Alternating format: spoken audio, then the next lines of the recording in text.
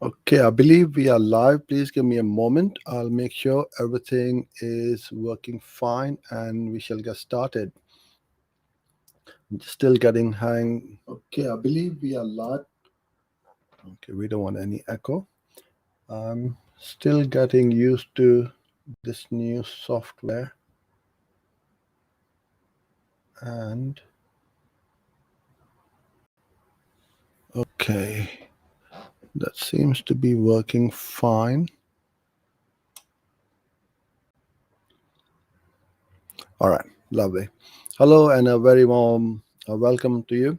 My name is Jose, and today is Tuesday afternoon, 3 o'clock in the UK. We've got this new slot started. Um, so we'll have two live stream videos or live stream sessions, I should say, every week, every Tuesday, every Friday at 3 p.m. UK time. So if you're watching this live, I appreciate you being here and a very warm welcome to you.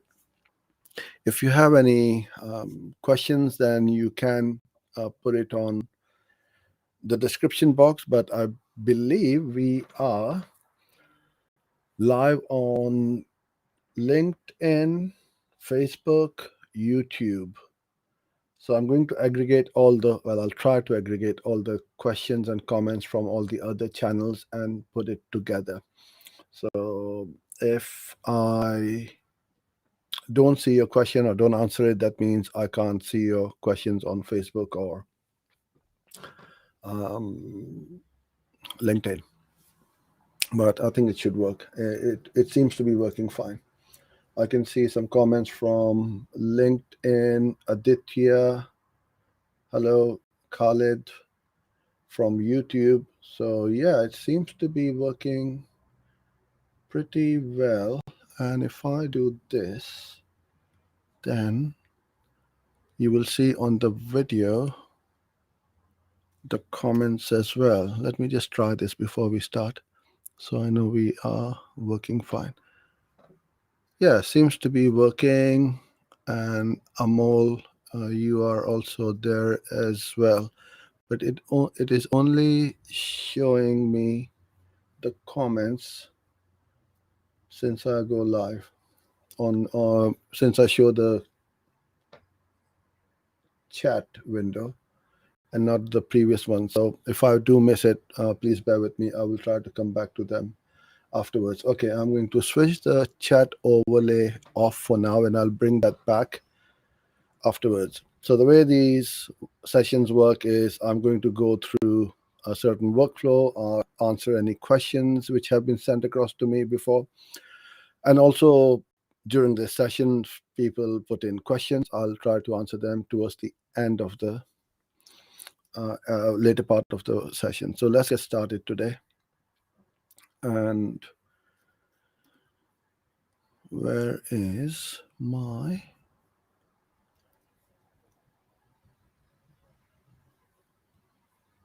screen share? Okay. So you should be able to see my screen. It's working fine. Lovely. All right. Let's go. So the first question is how to create. And before I start, I also want to say that we've started our new Facebook group for all of you. Actually, I've been constantly emailed and messages sent across to me. Please start a Facebook group, and we've started. So the URL is on the screen. You can go in there, it's free to join, and you'll be joining in like-minded professionals where we discuss, answer questions, solve other people's problem, and also get help. So if you're struggling or if you need to take your Google Ads to that next level, please join in by all means. Okay.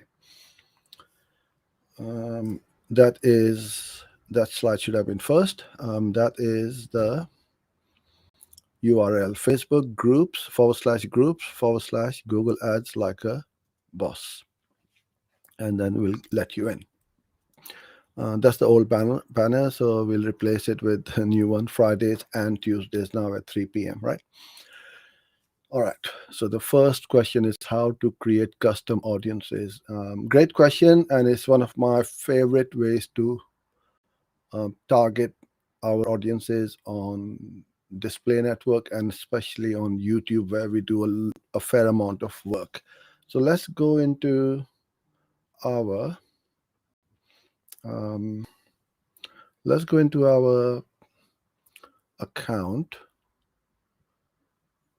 and show you guys how to do this. Okay. So once you're in your account, what you want to do is it is working fine. Perfect. I'll try to make this a bit bigger for all of you. Zoom in the screen a bit. I think that's a bit better. All right.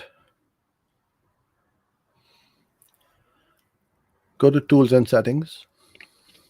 And this is not there. Under shared library, go to audience manager. And then you want to go to custom segments. Now they've renamed this. Before it used to be custom intent and custom affinity, but they've made it a lot more simple and incorporated both the affinity and the intent audiences over here. Once you go to segments, go to plus button, and then I'm going to say let's say I'm targeting digital marketing. There's a couple of ways you can do this. Well, more than a couple. One is people with any of these interest or purchase intentions, and people who search for any of these terms on Google. Now, this is where a little bit of confusion happens with some of you.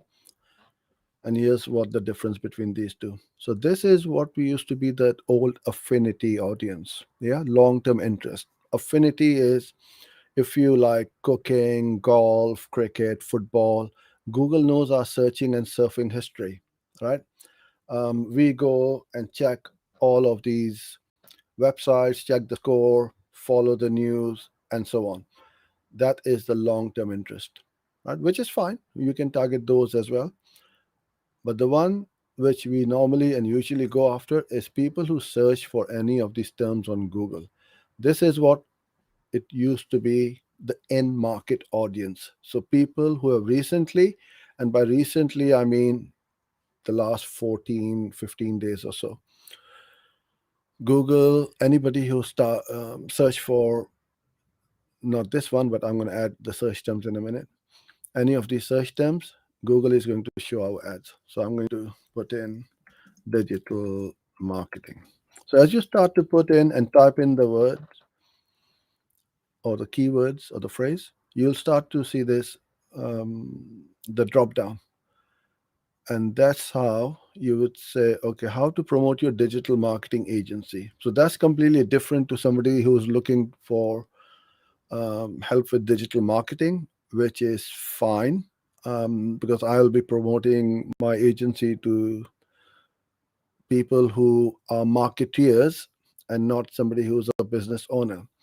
So this is some really good keywords, but let's go with this for now. So at least you can see how I set this up. So let's say I want to promote my digital marketing agency and I have a solution for those people, how to promote, how to get more leads or sales and things like that. How to market my agency. I'm just going to keep clicking on these. These are all extremely relevant search terms. As long as this phrase has got digital and marketing, I'm good. That's my criteria. Uh, 15, 20. Some people say put no more than five. Some people will say one. It really is up to you. Try and test. Put one audience as 15, 20 keywords in here, another one with just one or two or handful, and then run them side by side and see what happens. Once I'm happy with these, I can then you will see over here. uh, I think this is the default number, which every time you do something like this, you will get between 5 to 10 billion impressions. So take this with a pinch of salt. Gender, okay, more male and female, age range you'll find, and I'm not too worried about the parental status. And then I'm going to save this. Now, before I save this, another way to do that is obviously through there. You can then name this as um, we just call it in market. If you were going after those people who searched for it, or if you were going after the interest, then you can either call it interest or you can call it affinity. So you will have two different audiences, right? Another way to do that, and it's a really good way, is to target people who browse websites or visitors. So you can either have this as another custom segment audience or overlap it with the keywords as well, right? So then I'll put in, let's say, ads.google.com. Now, anyone who goes to ads.google.com is running Google Ads, right? You can do other websites which are about Google Ads or YouTube channels and so on, right? The other way, which is extremely powerful, are your competitors. Now think about it. What you're doing is dipping into their audience, and I'm not saying that we are going to remarket to anyone who has been to your competitor's website. All I'm saying is Google is going to show your ads to people who visit websites like these. So even though you may not have a big remarketing list, but your competitor has, put that URL in here. So make a list of about 15, 20, 30 list of your competitors or other companies who are in your niche, and put these in as well, and try this as well. Or you can also use apps. So Google Ads has an app. So anybody who's using Google Ads,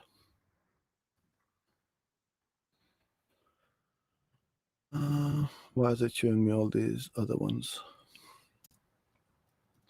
I'm not sure why, but I'll just put in Google Ads.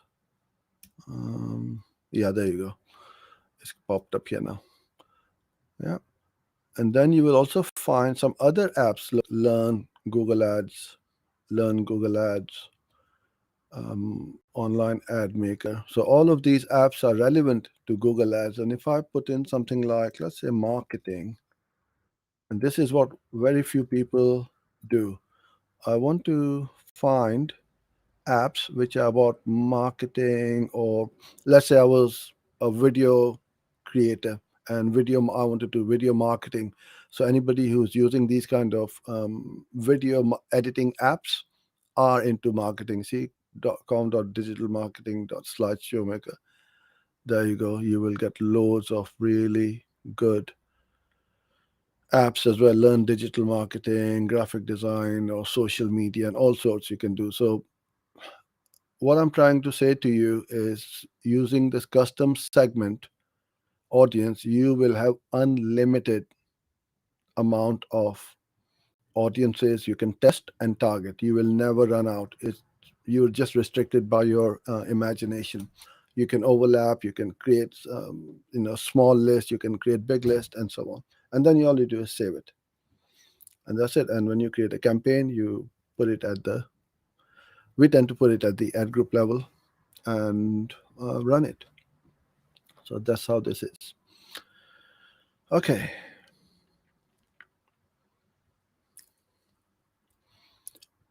So the next question is how to improve ad position.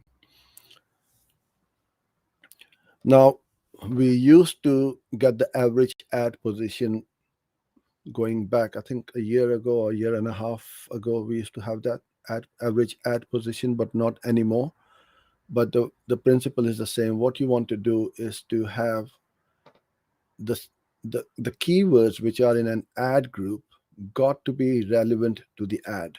And what I mean by that is, let's say you've got a bunch of keywords about iPhone, buy iPhone, buy cheap iPhone, buy a discounted iPhone, and so on. The intent has to be there, first of all, right, in those keywords, and not just about generic um, info information type of keywords where people are looking for what is what are smartphones and things like that. You've got to have those handful of keywords which are relevant to your ad.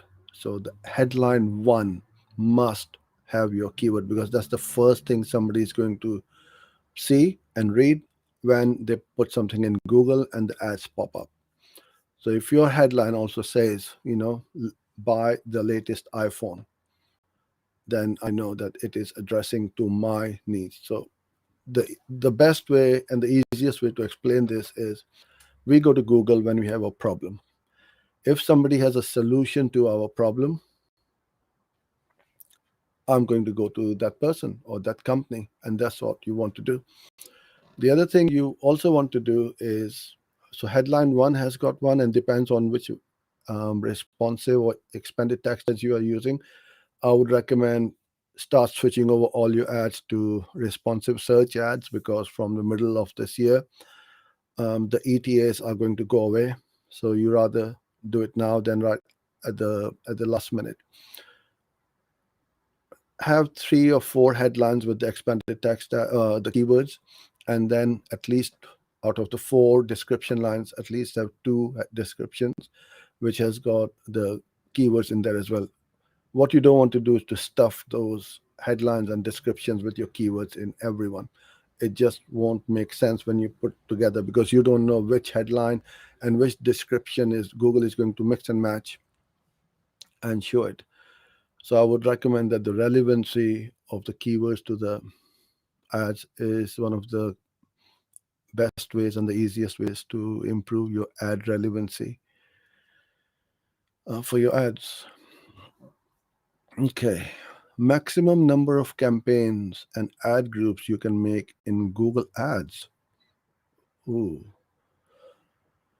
I don't think there's a limit, but I believe there are 20,000 ad groups you can make in a campaign.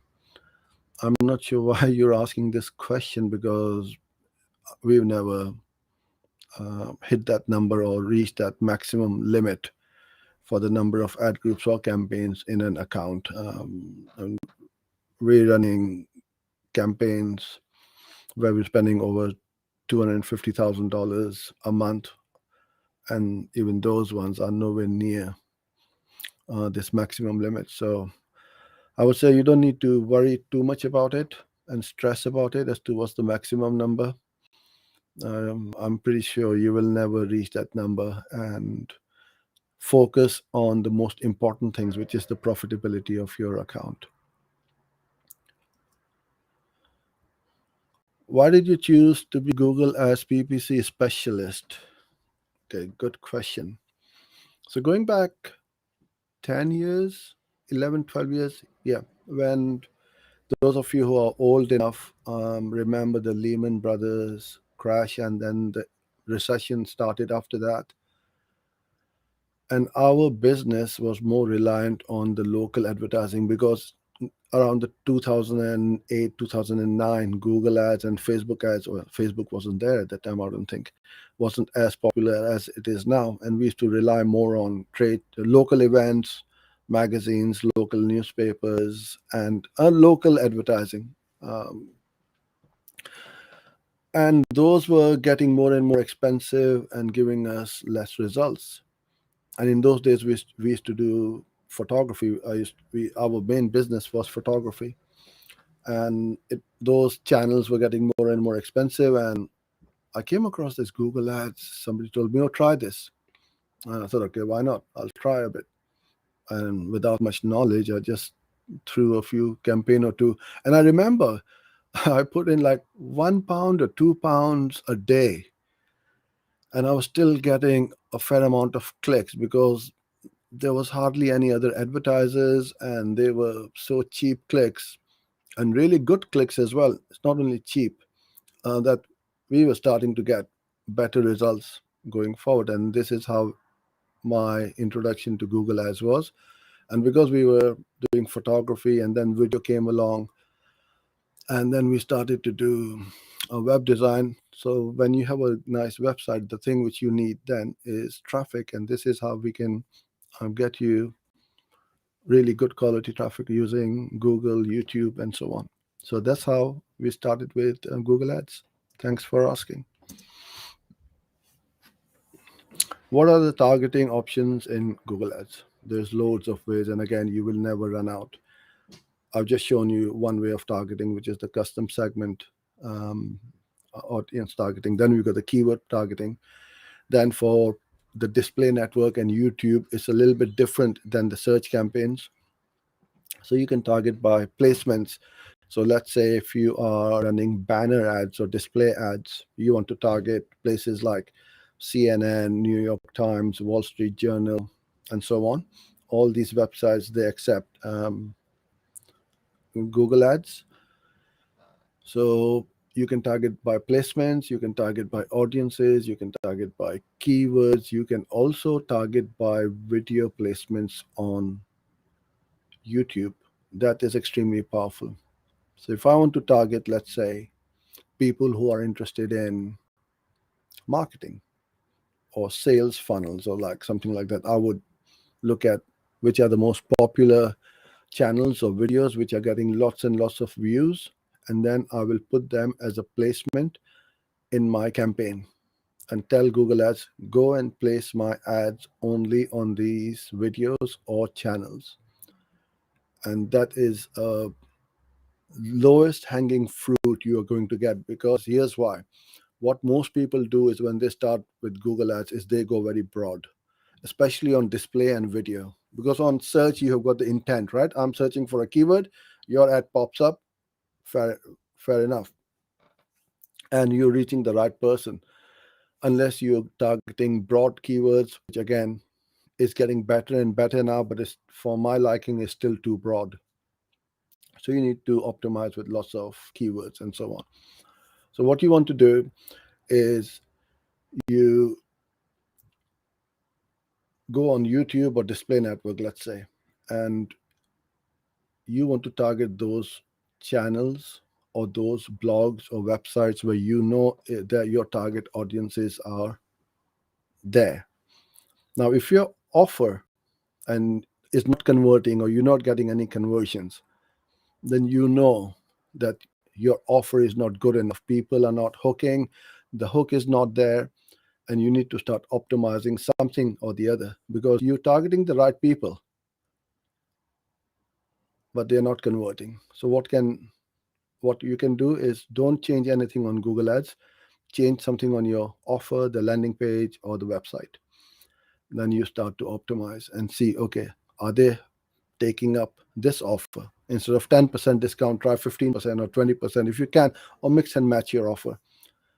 And this is how you will targeting. So custom of a segment which includes, your in market, your affinity. Then we've got topics, all sorts, and also you can then overlap them as well. It's not just targeting one way. If you can take keywords and then topic, overlap them, make it more relevant and narrow, and see if that starts to convert. So it's, as I said earlier on, it's unlimited amount of targeting you can do on Google. What is Google Ads double serving policy? Well, if I understand this question properly, what this means is that you can't have two ads shown at the same time on Google going to the same website. You got four ads at the top and sometimes two, or sometimes four at the bottom as well. You'll only see one URL or one ad from a company shown at all times, no matter how big or small that company is. Because if the bigger companies are allowed to get four ads, then only four ads will show for them and nobody else will get a look in. So Google will only show one. Now, some people try to be clever. They will make two accounts and then try to do that. That is against their policy. Both the accounts are going to get suspended. One thing you need to understand, and you should put it in your head: me, you, everyone else is not clever than Google, right? Don't try to outsmart them. Don't try to play any tricks or hacks or whatever. They will find you and they will catch you. And once you get caught, you are going to be kicked off Google. And then you try to open up a new account, and you can use all sorts of VPN and different bank details or credit cards. They know it's you. So don't try to do that, and don't try to double serve. That is what I would say is, and this is what happens, and this is what it is. That double serving is a strict no in terms of Google, because you're trying to get an unfair advantage over your competitors.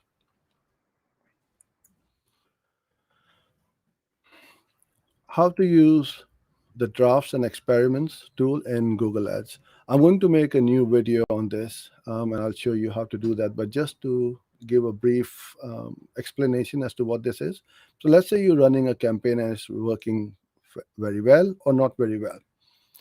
And if it's working very well and you want to experiment, and this is what these drafts and experiments are, you don't want to jeopardize um, the whole campaign, because if you try something different and it doesn't work, then you've messed up everything, and then the client will be on your case, or what's happened and why my conversions have dipped and so on.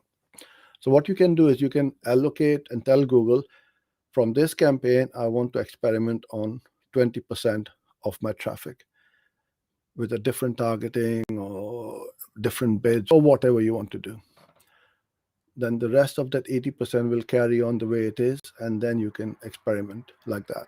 And that's the easiest way of explaining to you. And if you find that, yeah, this is working or not working, then you can decide what to do going forward. What is the difference between managed and automatic placements? So this question is related to your Google Display Network and your YouTube channels, right? And ads. Managed is what it says is managed. You are telling Google, only show my ads on certain channels, videos, or websites, and nowhere else. I only want to show those. So you are managing those placements.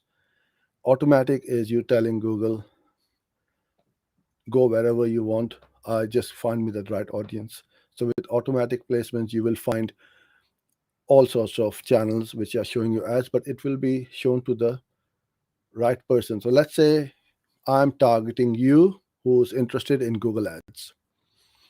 Okay, so I can do two things. I can only go to channels or websites or YouTube channels which are um, about Google Ads.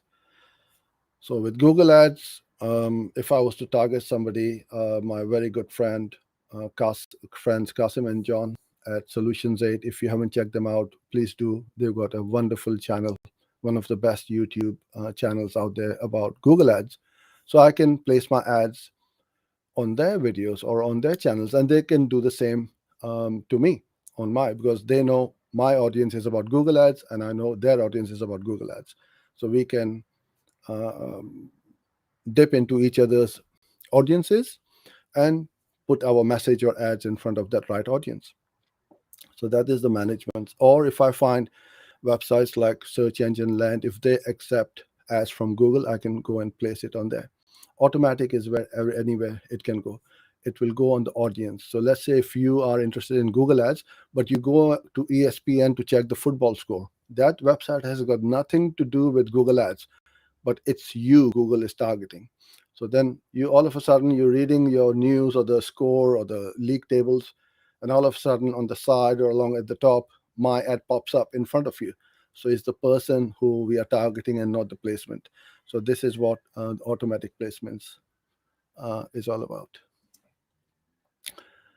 Okay, so now it's time to answer any questions you may have. I can see some questions being put up on the comments, but please put them up now and I'll try my best to answer them for you. And if you haven't joined our Facebook group yet, please do so. The link is along the bottom over here as well. Okay, let me try and get that chat box working properly so I can see all the questions. No, this won't work. Or will it? No. Okay. Da, da, da, da. I'm going to stop sharing my screen. Let me try that.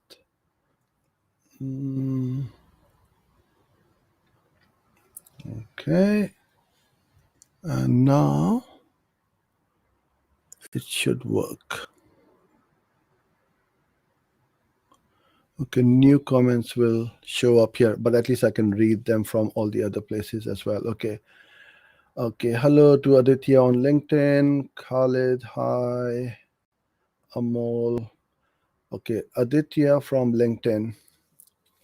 How to divide keywords in ad groups, meaning how to decide that. Yeah, so you need to have relevant um,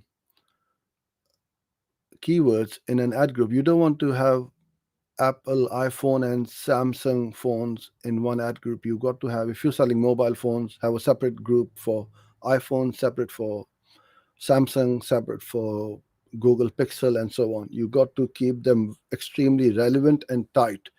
You don't want to throw in a bunch of irrelevant keywords, or not irrelevant, I should say, unrelated keywords, because it will be extremely difficult to marry those keywords to that ad. And that's what I would uh, recommend you do that. If that's what you were. Aha! I found a new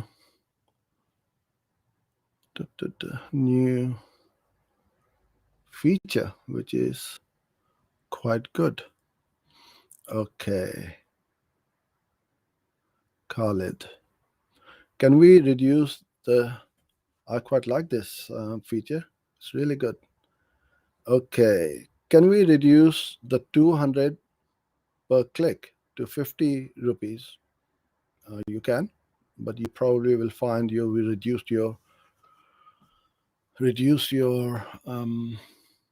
traffic as well. You see, you can't make a blanket decision. Oh, I'm going to cut my CPC down.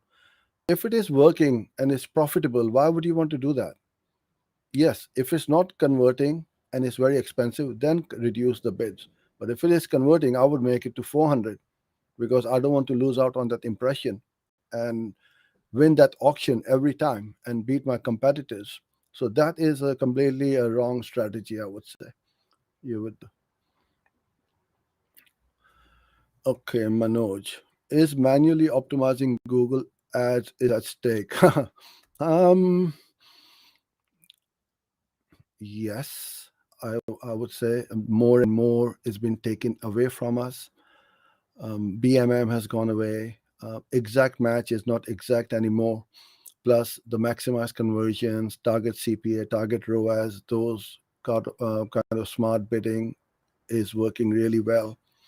The other way is um, the other thing is we have smart shopping. Don't forget that is also increasingly performing better, but you need to set it up the right way. So there is always some manual interaction before we just say, oh well, you just give your checkbook to Google and let it do what it needs to do.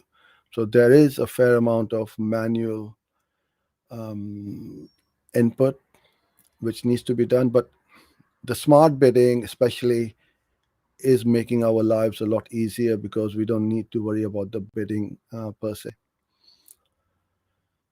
Okay, let me try one more thing. Duh, duh, duh, duh.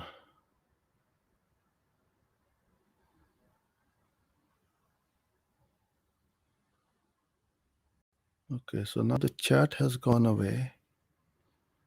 Okay, I don't want the chat to go away. All right. Where were we? And the next question is a good follow up to smart shopping, how to optimize them. So you literally have no control, zero control over it. But what you can do is separate and segment out your campaigns. You know, the winners from the losers, the high performing versus the not so performing products, or the high ROAS versus the lower ROAS products, or by product categories and so on. And then you have got some kind of control, because then you keep scaling the campaigns which are performing, and keep reducing the budget or switching them off on those products which are not profitable. That's how we would go about doing it. And we also run a variety of other campaigns: search, DSA, normal shopping, and all these campaigns, they assist the smart shopping with signals, and it will help you perform. And one of the best guys who I know is John and Kasim at Solutions 8. They are the masters of smart shopping. So if you haven't been to their channels, then just type in Solutions 8 on YouTube or on Google, and you will find them. What type of audience we should create for remarketing? Um, every kind of audience you can get hold of. So if you got website visitors, you remarket. Anybody who has seen any of your videos, you can remarket. If your account is whitelisted to upload your email list or your customer list, you can remarket. Anybody who has what else? You've got website visitors, video viewers, custom list. You can also target, and it's not 100% remarketing, but as I said earlier on, target your competitors with custom segment. So that audience is very similar to your website visitors audience. So these are the ways you can remarket on Google and YouTube. Okay, so this is from somebody on Facebook. Our impressions are flat in a responsive search ad campaign. Okay. Is there any strategic advice you could offer someone with max CPC budget for $2? Okay, this would be with all the other things being equal. So our impressions are flat. I'm not surprised, because you only got $2 per day budget. If you want more impressions, just increase your budget. So there's nothing to advise. It's just about scaling. And if you want um, more impressions, more clicks, more conversions, then you increase your budget from 2 to 5 to 10 to 20, and see how it goes, and you will start to get more traffic. That's what I would say. Okay. Is it better to have all keywords as broad in target ROAS campaign? We are targeting getting the expected results, but although a lot of searches are not related to us. So if you are getting a lot of irrelevant search terms, exclude them, either at account level or campaign level, however you structured your campaigns. I don't know how you structured them, but all I would say is, yeah, keep adding. And that is one of the best ways to optimize your account and your campaigns. Keep adding negative keywords very aggressively, ruthlessly. even if there's some good search terms which you feel and think they are relevant to you and your business, but they are expensive, switch them off. You don't want them in your campaigns.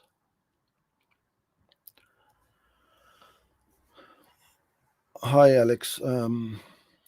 Which campaign time would you recommend for a landing page for a job ad? Hmm. So you're driving traffic for people, applicants to apply for a job. Any, to be honest with you, there's no such thing as a campaign type for a particular type of offer. You start off with manual CPC, then you can switch over to um, maximize conversions or target CPA or I wouldn't say target ROAS in this case because you are generating leads.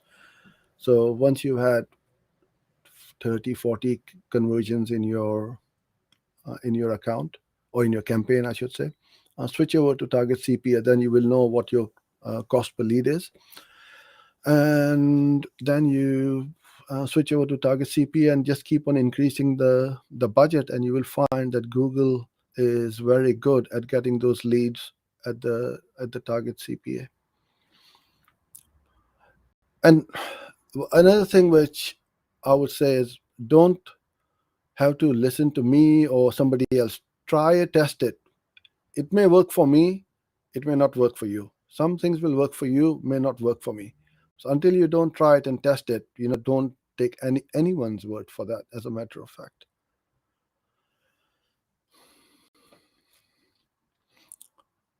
Did I answer this before? I think this is from Shahid. I think it's Al Mustafa Welfare. Yeah. Hi, Shahid. Is it better to have all keywords as broad in target ROAS campaign? We are getting. Yeah, I've answered that one. Okay. Okay, Tanzil is here. Hello, brother.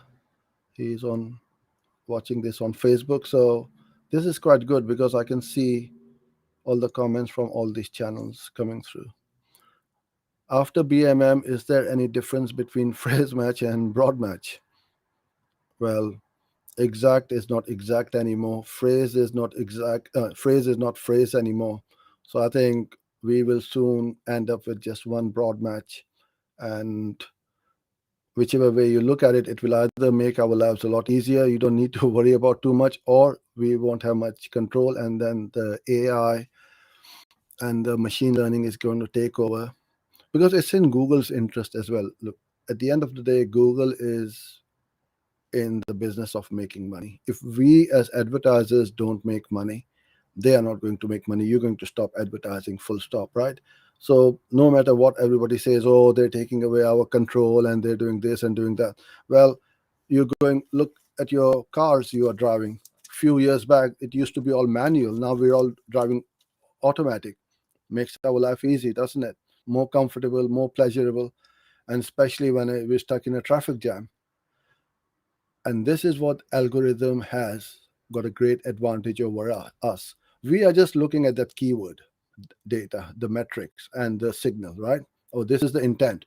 Whereas the algorithm is looking at millions of data points, which we can't see, and it's going to target and see if that person is going to convert or not. And we might think, this is a weird keyword, and it converted, but Google knows best, I will say.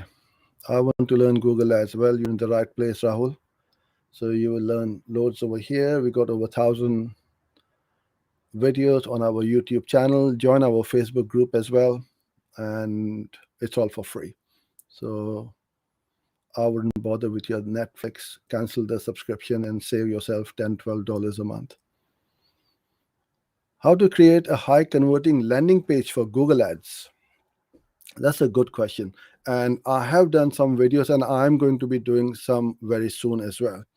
You need to have certain things on the website, a strong headline, benefits, features, a strong call to action, video, and so on.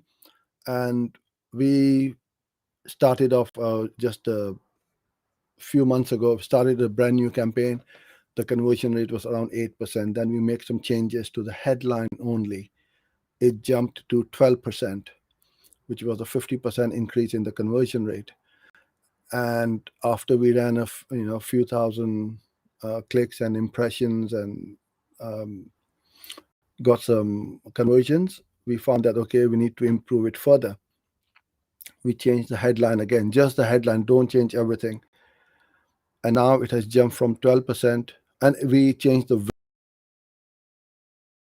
from 12 to 20%. So this is how we evolve. You've got to start somewhere, see how it works. You can't create a high converting landing page straight off the bat. Yes, you can put in all the elements to create a good landing page, which will have a great user experience.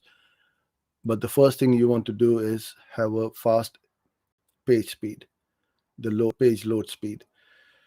Um, Unfortunately, apps like ClickFunnels, they're great, but the speed is too slow. So you either create a HTML version, or we as an agency, we've been using Unbounce for the last 7-8 years, and it's great. It's lightning fast page speed, and that's what I would advise you to do. But I will be making a video on that for sure very soon. I know it's on our forthcoming videos. Okay, Anmol, when to move a search or shopping campaign to target CPA or target ROAS? How to decide it, sir? I mean, it's fairly straightforward. Once we've got enough data, what is enough data? Some people say, Google says you can start straight off with target CPA or max conversions or any kind of smart bidding now. The algorithm is smart enough. We as an agency are a bit more cautious. We start with manual, get 30, 40 conversions. Some people say if it's a purchase, which is a harder conversion than a lead or an opt-in to watch a webinar, right? With webinars and stuff like that, wait for 200. But I know some people, they only wait for about 50 odd conversions, switch it over. But what you can do is test it, run manual and the TCPA or the target ROAS campaign side by side, and see which one is performing and which one isn't. Because sometimes the manual will win the auction, sometimes the smart bidding is going to win the auction. Okay. Hi, Tamil. Thank you for your comment and thanks for being here. I truly appreciate it. Without you guys being here, I'd be talking to a computer screen and it would be quite boring. You taught me many good things. No, you're most welcome. And yeah, thank you for being here. I appreciate your comment. I thought so. Yeah, Shahid. Okay, no, you're most welcome, Shahid. Okay. I think my YouTube chat is not coming through. Da, da, da. Why can't I scroll here? Da, da, da, da, da, da. There is something. Okay. I want to be Google Ads specialist, but only for a particular industry. I'm not able to find a niche. Will you help me? Very, very good question. And I'm glad that you are going after this niche because you may have heard it many times. The riches is in the niches. Niche down. Go after any plumbing, dentist, mortgage, insurance. There are so many niches. You can just pick one up, go after it, and become that go-to expert. That's what I would say to you. Is you don't want to be a generalist, you want to be a specialist, and that's what I would say. Yeah, health industry is good, so it could be any industry. Just pick one up and just go after it. Brilliant. I think I've covered everybody's comments and questions, so thank you so much for being here, and I'll see you guys on Friday at 3 p.m. And if you haven't joined the Facebook group, you had the URL, and it's also underneath the video as well. So please do join in, and I look forward to seeing you guys on Friday at 3 p.m. Bye for now.